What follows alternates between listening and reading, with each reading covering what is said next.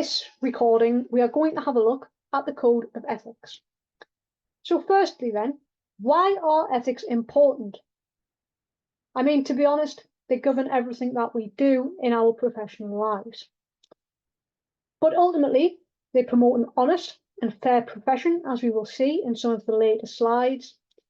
They show a high level of responsibility, and they allow our behaviours to be guided. So then, there are 5 ethical principles which we are governed by, and we have to abide by those. So the first one then is objectivity. So ultimately, this means that we do not allow any bias or conflict of interest or act to the influence of others to affect our professional judgment. Ultimately, if we are put into a situation whereby we think any of this may occur, the best action to take is to decide not to act. That is because if you do act and a bias is caused, this may have an impact upon your own professional behaviour, which could then affect your future path. The second one is professional competence and due care. And this is all about your professional knowledge. It is the idea that you have to keep up to date with any changes in regulations, and you essentially have to keep that up to date in order to give your client a professional and highly rated service. For management, this also includes them providing any necessary training or appropriate training to their subordinates.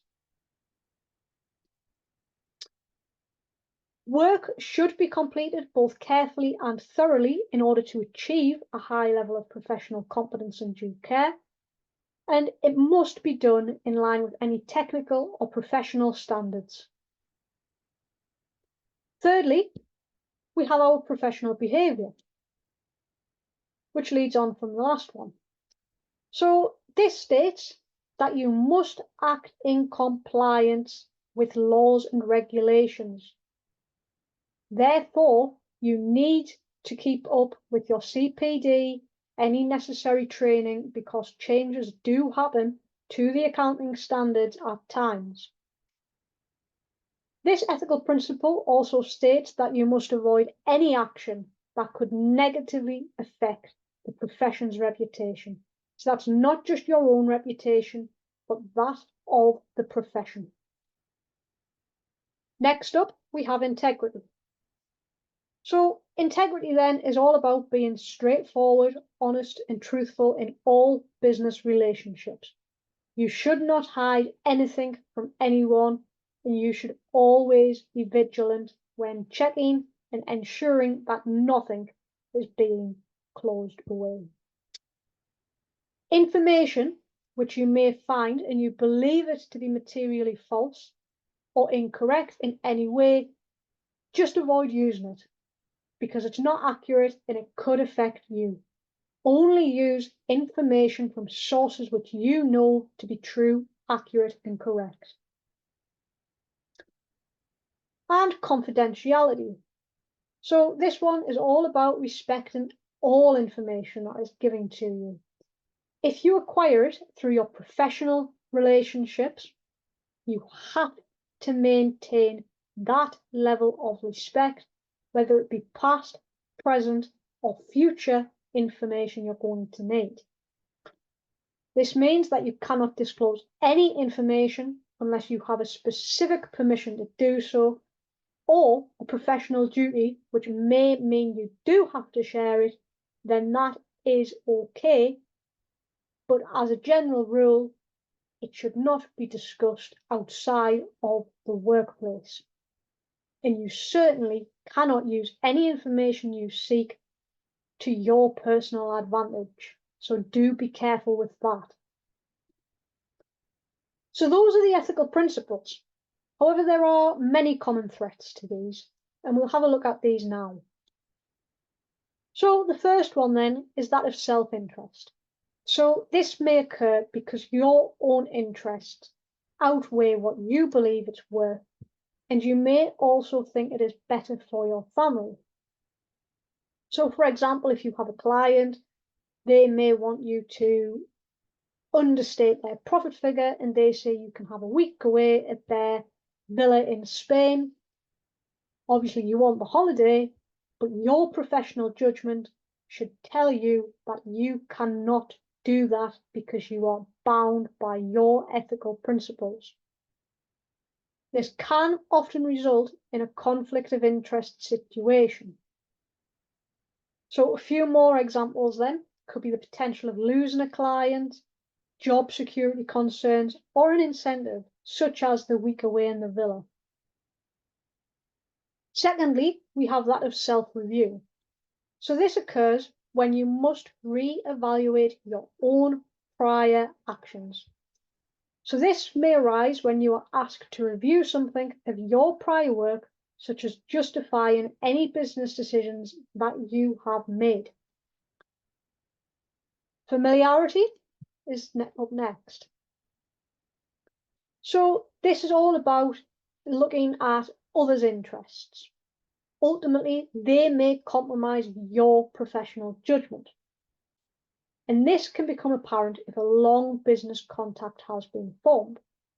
Likewise, if you're acting for a family member or a friend, which perhaps it's best you don't, just to cover yourself up, perhaps recommend somebody, you may well have this familiarity threat whereby they want you to do something, you have that personal relationship with them, you know you want to do them a favor, but ultimately you cannot because you are bound by your ethical principles. Intimidation. So this occurs when there are actual or perceived threats that have been formed. So an example of this is if a dismissal threat over a disagreement of following accountancy policies. So if you have failed to follow them, you may then receive that threat. Advocacy. So objectivity is so easy to be compromised here, especially if you are promoting a position or an opinion. You may well have to act as an advocate on behalf of a client for any reassurance. So that's the threats, but we can also have a look at some of the safeguards that are in place. So this means we need to try and find a way to resolve any threats. So firstly, what are safeguards? So essentially, these are just actions to reduce or prevent any ethical issues that arise. They can be seen as a whistleblown or grievance procedures, and it's actions which a professional accountant takes to resolve ethical conflicts and dilemmas. So, resolving an ethical dilemma then. There's a way we need to go about it. So, firstly, you need to identify. You then need to explain, resolve, and then address the ethical problem. So, you should consider the relevant facts as to why it may be an ethical issue. After you have considered those, you need to consider the appropriate course of action. This may be different in different circumstances. An ethical dilemma will only exist when one or more principles of the code have been threatened. Ethical issues should be dealt with by taking actions in order to reduce them to a level whereby they become no longer significant. Obviously, in the perfect world, we wouldn't have this issue, but it's likely that there is always going to be an ethical dilemma that crops up from time to time. We can't always avoid these issues. So the process for addressing the ethical dilemmas then. So firstly, you need to gather all the appropriate information and have all of the facts to hand. You should then decide whether there is actually an ethical dilemma. Sometimes it may appear that there is one, but actually there isn't.